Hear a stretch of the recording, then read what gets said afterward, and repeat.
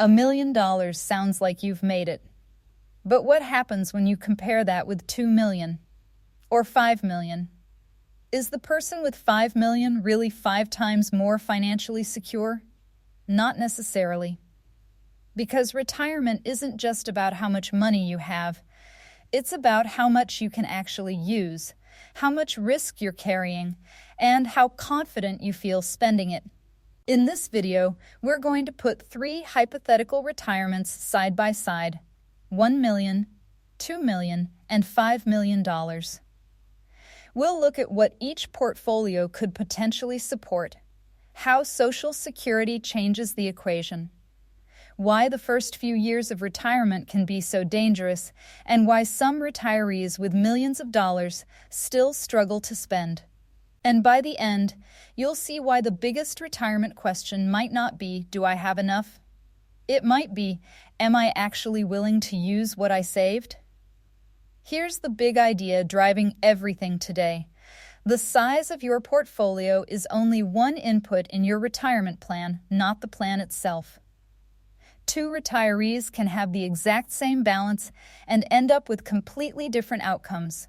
Because what matters isn't just how much you saved, it's how that money is structured when you can access it, how exposed it is to a bad market, and whether reliable income is coming in alongside it. That's the lens we're using for all 3 portfolios today. Retirement planners often organize a portfolio into 2 functional buckets. Bucket 1 covers your near-term spending, including the years before Social Security fully kicks in. Bucket 2 stays invested for growth, protecting you against inflation over a retirement that could last 3 decades. It's not a shield against losses. It's a way to match your money to when you'll actually need it. Full retirement age for Social Security is 67 for most people retiring today.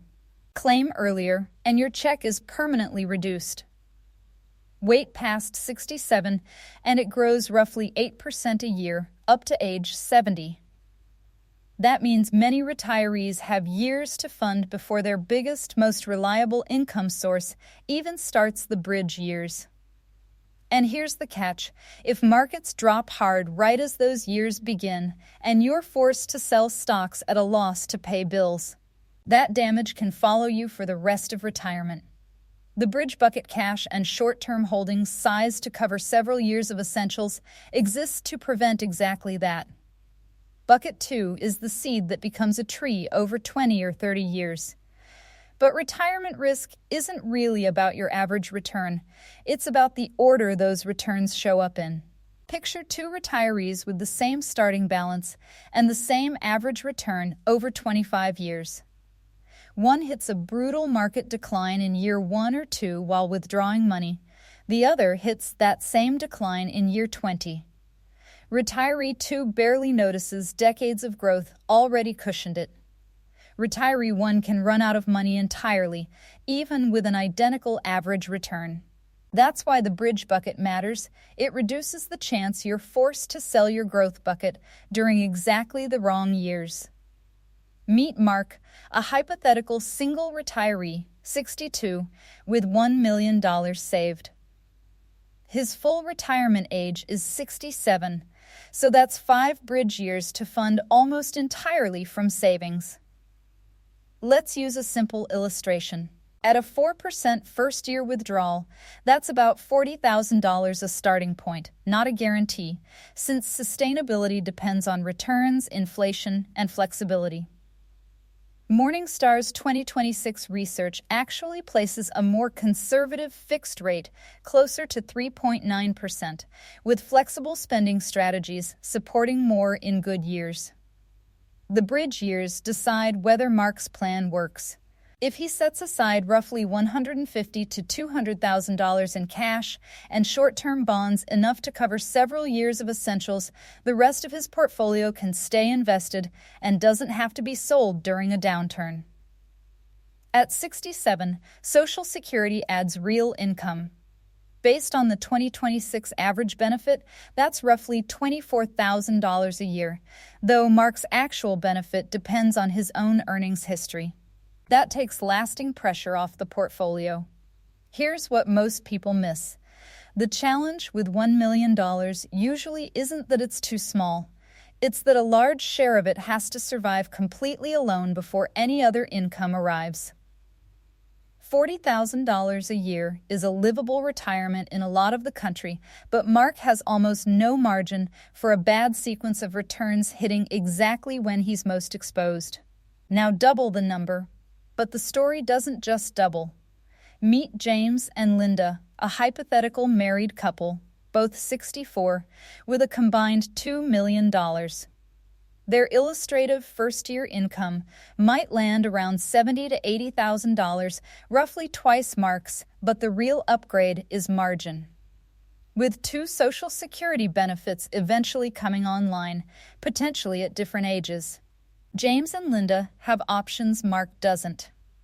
One could claim earlier for income, while the other delays to grow a larger benefit, which also protects the surviving spouse, since survivor rules generally let a widow or widower step up to the higher of the 2 benefits. That matters more than people expect. Retirement isn't just about the 2 of you today, it's about whichever one of you eventually manages this alone. $2 million also creates room to absorb a bad market without panic. A 20% drop the year after retirement is uncomfortable, but it doesn't threaten the bridge years the way it would with a thinner cushion. And J.P. Morgan's research backs this up. Households with reliable, guaranteed income spend up to 44% more overall, according to their 2026 findings. For James and Linda, layering 2 Social Security benefits onto their portfolio doesn't just add income, it changes their relationship with their own spending.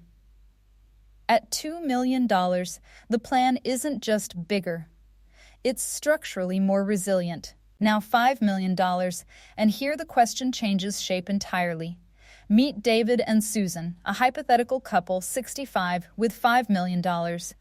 At this level, can we afford retirement usually isn't the real question anymore. An illustrative 3.5% starting withdrawal already produces roughly $175,000 a year before Social Security is even added. So the planning conversation shifts. How much should we actually spend versus leave invested? How much for travel now, while we're healthy? How much for our kids or causes we care about? Here's the uncomfortable twist. A household with $5 million can still behave like it's financially fragile. Susan might still hesitate to book the trip. David might still feel a flash of guilt spending on something purely for enjoyment. The math solved their survival problem years ago. Nobody handed them permission to actually use the money.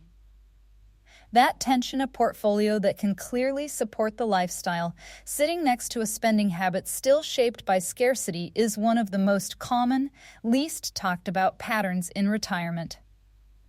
And it's exactly where we're headed next. Line up the spreadsheet math side by side. $1 million income in the neighborhood of $35,000 to $40,000 a year before Social Security, with tight bridge year discipline required.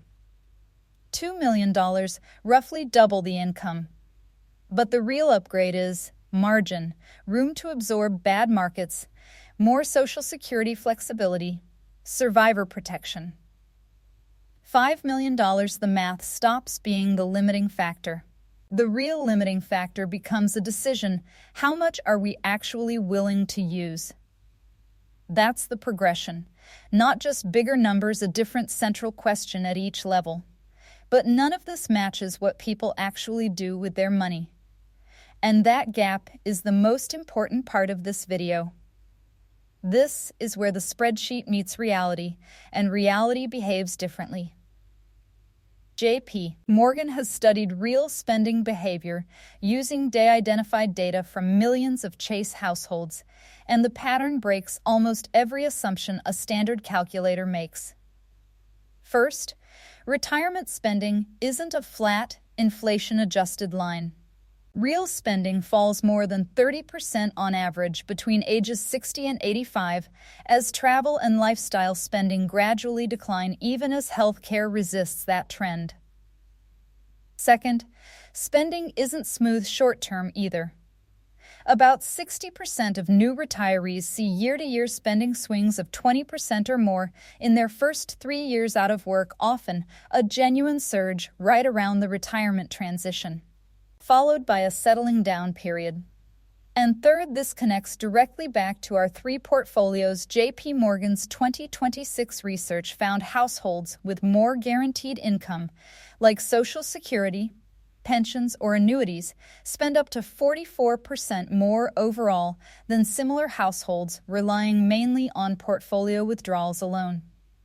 Read that again. Not have more money, spend more of the money they already have, because guaranteed income removes the fear normally attached to every withdrawal. That's arguably the most important sentence in this video. It's not the portfolio size driving comfort. It's income that doesn't depend on the stock market. So why would someone with $5 million, someone who's mathematically already won, still spend like they're worried about losing? 4 reasons keep showing up. 1. Fear of running out doesn't switch off just because the number got bigger. David spent 35 years hearing "don't touch the principal." That instinct doesn't recognize when the goal's been met. 2. Saving is a habit, and habits don't reverse on command. Susan built her financial identity around not spending. Retirement asks her to do the opposite overnight. 3. Healthcare and longevity are genuinely uncertain, and uncertainty is a convincing excuse to hold back. What if one of us needs long-term care is a real risk, but it can also become a permanent reason to never spend on anything else. 4. For many retirees, the portfolio itself becomes an emotional security blanket. The balance feels like the safety, not what the balance can actually do for their life. None of these are irrational. They're deeply human. But left unexamined, they can turn a genuinely successful retirement into one that's technically wealthy and practically restricted. Here's the shift this whole video has been building toward. A $5 million portfolio isn't automatically a better retirement than $2 million. And $2 million isn't automatically better than $1 million. If that $1 million is structured to support the life someone actually wants. The number was never the destination. It's a tool, one input that determines whether you can cover housing, healthcare, family, and the experiences that make up a life. The real skill in retirement isn't accumulating the biggest number. It's building enough structural confidence bridge years covered. Guaranteed income in place. A plan for the downturns that you can actually let yourself use what you built. $1 million can fund a real retirement if the bridge years are planned with discipline. $2 million buys margin and flexibility most people never fully use. And $5 million doesn't remove the need for a plan, it just changes what the plan is for. Less can I afford this? More am I actually allowing myself to live this? If this changed the way you think about your own retirement number, don't forget to like this video and subscribe for more practical retirement breakdowns like this. And if you know someone approaching retirement who's constantly wondering whether they have enough, share this video with them. Because retirement planning isn't really about building the biggest number possible. It's about knowing what that number is supposed to do for the life you're trying to live.